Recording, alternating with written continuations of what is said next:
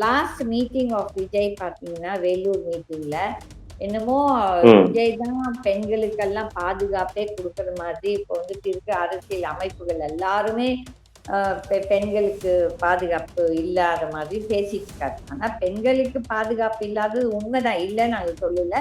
கடைசியில தன்னோட சொந்த குடும்பமே, தன்னோட மனைவி, பெண், மகன், மகள் எல்லாருமே வந்துட்டு இந்த ஆள் வந்து அவங்கள எல்லாம் கொடுமைப்படுத்திருக்கான்னு இப்பதான் வெளியே வருது. இப்போ வந்து யாருமே வந்துட்டு ஏஆர் ரஹ்மான் பத்தி அவங்க வைஃப் ஏதோ கொடுமைப்படுத்துற மாதிரியும் பேசல.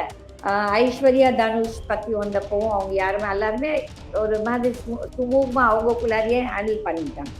பட் விஜயை பொறுத்தவரையில இப்போ உண்மைகள் வெளியே வருது. இந்த மாதிரி அவங்க வைஃப் எவ்வளோ பொறுமையா இருந்து மியூச்சுவலாவே பண்ணணும்னு சொல்லி ட்ரை பண்ணிட்டு இருக்கோம். இந்த ஆள் வந்து எதுவுமே சரி குடுக்காம ரொம்ப அவங்கள கொடுமைப்படுத்தியிருக்கிறான். அவனோட கொடூர புத்தி காட்டுது. விஜய் இந்த கேஸால டோட்டலி எக்ஸ்போஸ்டு. கொஞ்சம் அறிவு இருக்க பெண்கள், அறிவு இருக்க ஆம்பளைங்கள் யாருமே வந்துட்டு சங்கீதாவை தப்பு சொல்ல மாட்டாங்க, சங்கீதாவை விமர்சிக்க மாட்டாங்க. ஆனா நீங்க பொது வழியில இப்போ போய் பார்த்தீங்கன்னா, இந்த விஜயோட தற்குறி கூட்டம் வந்துட்டு அசிங்கமா அந்த சங்கீதாவை பத்தி பேசுறாங்க.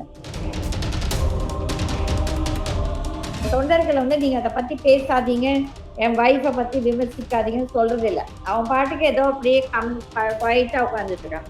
அப்ப அதுலயே தெரியுது விஜய் இஸ் சைக்கோ. அங்க அவங்க வைஃப் என்ன சொல்றாங்க மெயினா, அவனுக்கு வந்து மென்டல் ப்ராப்ளம் இருக்குன்னா, இதுதான் நம்ம எல்லாரும் சொல்லிட்டு இருந்தோம். அப்ப நான் தான் ஃபர்ஸ்ட் அவன் ஒரு சைக்கோன்னு சொன்னதே நான் தான். ஓகே. பிகாஸ் அவனோட கேரக்டர், அவனோட பிஹேவியர் எல்லாம் பாருங்க. ஒரு சைக்கோ தான் அந்த மாதிரிலாம் பிஹேவ் பண்ணுவாங்க. இந்த டொமெஸ்டிக் வயலன்ஸ் வந்து இதுல இருக்குது. ஏன்னா வந்து அவங்கள மனசார துன்புறுத்தி இருக்கான். நான் இது வந்து 1 இயர்க்கு முன்னாலேயே நான் சொன்னேன், இந்த மாதிரி டிவோர்ஸ் ஆக போகுது, பார்த்துட்டே இருங்க, அந்த எலெக்ஷன் வர வர இந்த மாதிரி எல்லாம் வரும்னு சொன்னேன். வந்துருச்சு இல்ல. இப்போ வந்துட்டு அப்ப எல்லாரும் என்ன சொன்னீங்க, இன்னும் டிவோர்ஸ் ஃபைல் பண்ணலன்னு. இப்போ டிவோர்ஸ் ஃபைல் பண்றாங்க. இது டிசம்பர்லயே ஃபைல் ஆயிடுச்சு. இப்பதான் வெளியே வருது.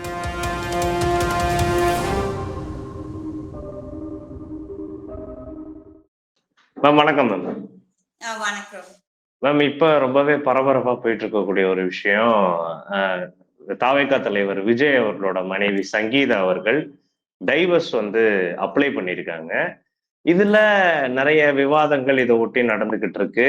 நிறைய கேள்விகளும் இருக்கு நிறைய பேருக்கு. பட் எனக்கு தெரிஞ்சு ஃபர்ஸ்ட் டைமா எல்லாரும் இது பண்றதே, முதல் முறையா ஒரு ஆக்ட்ரஸோ இல்ல மத்த செலிபிரிட்டியோ விவாகரத்து வந்து கேஸ் போறதுக்கு முன்னாடியே வெளிய வந்தது இந்த விஷயம் தான். மத்தவங்களுக்கெல்லாம் கேஸ் போய் நடந்து வெர்டிக்ட் வந்ததுக்கு அப்புறம் தெரியும். இதுதான் ரொம்ப இயர்லியாவே கேஸே வந்து ட்ரையலுக்கு வரல, அதுக்குள்ளே வந்து வந்துருச்சு. உங்களோட ஒப்பீனியன் மேம் இந்த சம்பவங்களை பத்தி? வினோத், ஐ மீன் தினேஷ், ஐ ஒன்ட் அக்ரி. அதுக்கு ம். நான் அக்ரி பண்ண மாட்டேன். என்னன்னா, இப்போ ம். வந்துட்டு இப்போ ரீசெண்டா வந்து லாஸ்ட் இயர் நினைக்கிறேன் ஏஆர் ரஹ்மான் ஒரு பெருசா பரபரப்பா பேசினாங்க. பட் இப்போ ம். விஜய்க்கு பேசுறாங்கன்னா, விஜய் வந்து இப்போ வந்து அரசியல் கட்சி ஆரம்பிச்சு அரசியல் ம். களத்தில் வந்துட்டு கொஞ்சம் பரபரப்பா இப்போ இன்னும் ஒரு 2 மாசத்துல எலெக்ஷன் இருக்கிறதுனால கொஞ்சம் ம். பேச்சு கொஞ்சம் அடிப்படுது. பட் வந்துட்டு ம். நீங்க லாஸ்ட் மீட்டிங் ஆஃப் விஜய் பார்த்தீங்கன்னா, வேலூர் மீட்டிங்ல என்னமோ ம். விஜய் தான் பெண்களுக்கெல்லாம் பாதுகாப்பே குடுக்குற மாதிரி இப்போ வந்துட்டு இருக்க அரசியல் அமைப்புகள் எல்லாருமே பெண்களுக்கு பாதுகாப்பு இல்லாத மாதிரி பேசிட்டு இருக்காரு. ஆனா பெண்களுக்கு பாதுகாப்பு இல்லாதது உண்மைதான், இல்லைன்னு நாங்க சொல்லல. பிளஸ் அங்கங்க நிறைய பிரச்சனைகள், ரேப் கேசஸ், கொலைகள் எல்லாம் இருக்குது. இல்லைன்னு சொல்றதுக்கும் இல்ல. பட் வந்துட்டு தான் அவ்வளவு பெரிய ஒரு யோகிய சிகாமணி மாதிரி பேசிட்டு என்னமோ தன் கீழே தான் எல்லாம் பெண்கள் எல்லாரும் பாதுகாப்பா இருப்பாங்கன்னு சொல்லிட்டு கடைசியில தன்னோட சொந்த குடும்பமே, தன்னோட மனைவி, பெண், மகன், மகள் எல்லாருமே வந்துட்டு இந்த ஆள் வந்து அவங்கள எல்லாம் கொடுமைப்படுத்திருக்கான்னு இப்பதான் வெளியே வருது. இப்போ வந்து யாருமே வந்துட்டு ஏஆர் ரஹ்மான் பத்தி அவங்க வைஃப் ஏதோ கொடுமைப்படுத்துற மாதிரியும் பேசல. ஐஸ்வர்யா தனுஷ் பத்தி வந்தப்பவும் அவங்க யாருமே எல்லாருமே ஒரு மாதிரி சுமூகமா அவங்கக்குள்ளாரியே ஹேண்டில் பண்ணிட்டாங்க. பட் விஜயை பொறுத்தவரையில இப்போ உண்மைகள் வெளியே வருது. இந்த மாதிரி அவங்க வைஃப் எவ்வளோ பொறுமையா இருந்து மியூச்சுவலாவே பண்ணணும்னு சொல்லி ட்ரை பண்ணிட்டு இருக்கோம். இந்த ஆள் வந்து எதுவுமே சரி குடுக்காம ரொம்ப அவங்கள கொடுமைப்படுத்தியிருக்கிறான். அப்ப வந்து இவ்வளவு கொடுமை பண்ணிட்டு இவன் என்னமோ பெரிய யோகியமானவனாட்டு பேசுறான் பாருங்க. அதுக்கு தான் இன்னைக்கு வந்து இவ்வளவு ரியாக்ஷன் வருது தவிர்த்து, இல்லாட்டி யாருமே இவ்வளவு ரியாக்ட் பண்ண மாட்டாங்க. ஆனா ஒரு பப்ளிக் திஸ் இஸ் கண்டிப்பா அவங்களோட பெர்சனல் தான். ஆனால் நீ பொது வழிக்கு ஒரு பொது தட் இஸ் நீ நாளைக்கு சிஎம் கேண்டிடேட், நான் தான் சிஎம் சொல்லி இவ்வளவுதான் நீங்க பெருமை பீத்திட்டு இருக்கும் போது இந்த மாதிரி வரும்போது கண்டிப்பா இது ஒரு பேச்சு பொருளா இருக்கும். பேச மாட்டாங்க, விமர்சிக்க மாட்டாங்கன்னு நினைச்சாங்கன்னா அது தவறு. சொல்லுங்க. அதே மாதிரி மேம், அதுல அவங்க வச்சிருக்கக்கூடிய அலிகேஷன்ஸ் எல்லாமே கொஞ்சம் முக்கியமா பார்க்க வந்து படுது. விஜய் அவர்கள் மேல வச்சிருக்கக்கூடிய அலிகேஷன்ஸ் எல்லாமே. இல்ல அ நம்ம அதை இத ரிவீல் பண்ண ம், வேண்டாம். அது ஆல்ரெடி பொது வழியில ம், வந்தாச்சு. ஆனா வந்துட்டு ம், இது வந்துட்டு இதே அவனோட கொடூர புத்தி காட்டுது. பட் ம், விஜய் இந்த கேஸால டோட்டலி எக்ஸ்போஸ்ட். கொஞ்சம் அறிவு ம், இருக்க பெண்கள், அறிவு இருக்க ஆம்பளைங்கள் யாருமே வந்துட்டு சங்கீதாவை தப்பு சொல்ல மாட்டாங்க, சங்கீதாவை விமர்சிக்க மாட்டாங்க. ஆனா நீங்க பொது வழியில இப்ப போய் பாத்தீங்கன்னா இந்த விஜயோட தற்குறி கூட்டம் வந்துட்டு அசிங்கமா அந்த சங்கீதாவை பத்தி பேசுறாங்க. அவங்களுக்குலாம் அறிவு இருக்குதா, அவங்களாம் சோறு திங்கிறாங்களா, வேற எதுனா திங்கிறாங்களா எனக்கு தெரியாது. திஸ் இஸ் வந்து ரொம்ப அசிங்கமா இருக்குது. வந்துட்டு விஜயும் கூட அதுக்கு வந்துட்டு ஒரு அந்த தொண்டர்களை வந்து நீங்க அதை பத்தி பேசாதீங்க, என் வைஃபை பத்தி விமர்சிக்காதீங்கன்னு சொல்றது இல்ல. அவன் பாட்டுக்கு ஏதோ அப்படியே குவைட்டா உட்கார்ந்துட்டு இருக்கான். அப்ப அதுலயே தெரியுது விஜய் இஸ் அ சைக்கோ. அங்க அவங்க வைஃப் என்ன சொல்றாங்க மெயினா, அவனுக்கு வந்து மென்டல் ப்ராப்ளம் இருக்குன்னா இதுதான் நம்ம எல்லாரும் சொல்லிட்டு இருந்தோம். இப்ப நான் தான் ஃபர்ஸ்ட் அவன் ஒரு சைக்கோன்னு சொன்னதே நான் தான். ஓகே. பிகாஸ் அவனோட கேரக்டர், அவனோட பிஹேவியர் எல்லாம் பாருங்க.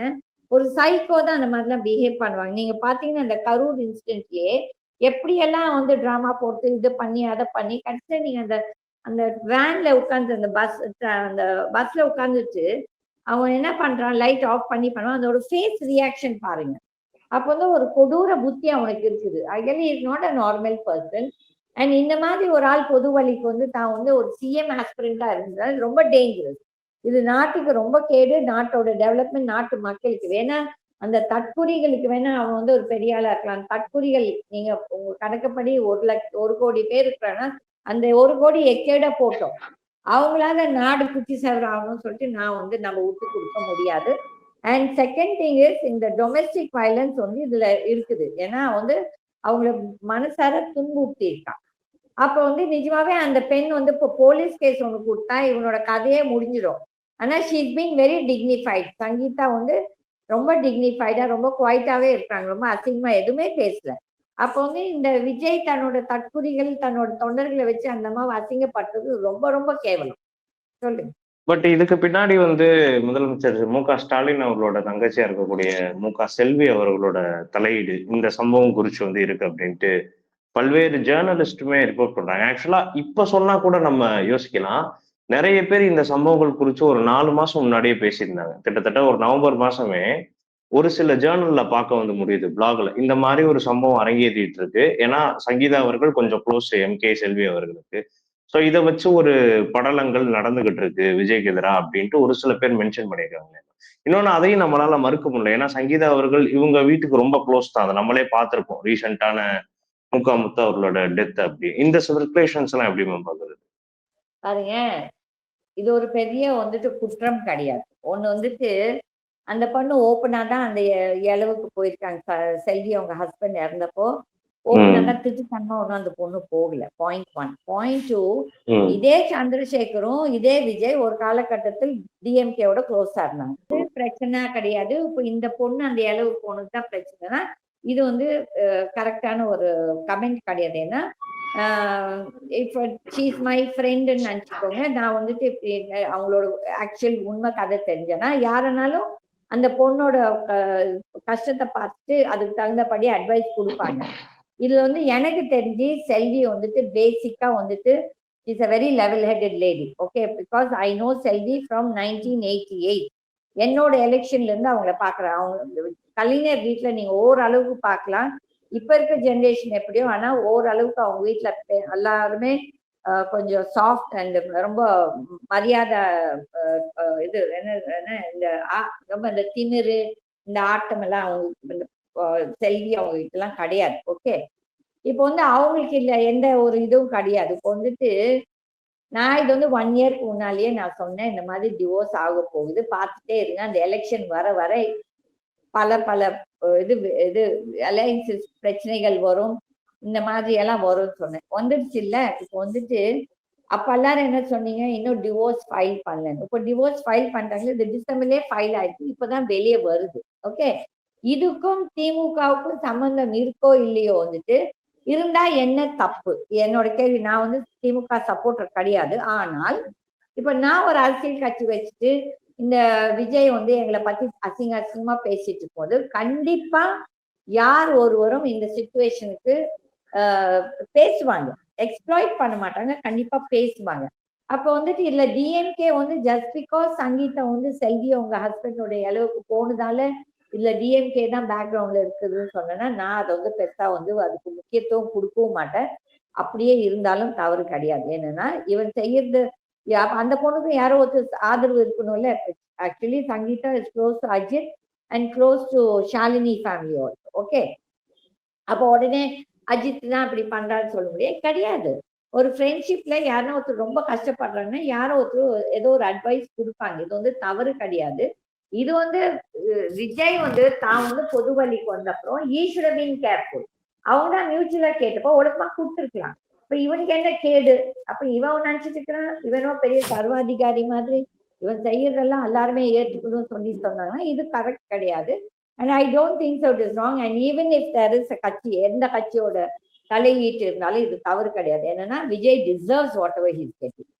அவனோட திமிர், அவனோட அரகன்ஸ், அந்த the way he is behaving, the way he is talking is not the way a political leader will behave. ஓகேல அவனுக்கு என்னெல்லாம் நடக்குதோ அது அவனுக்கு தேவையானது. Start your career at KSG Institutions. No donation, no capitation. KSG Institutions, Singanallur, Coimbatore.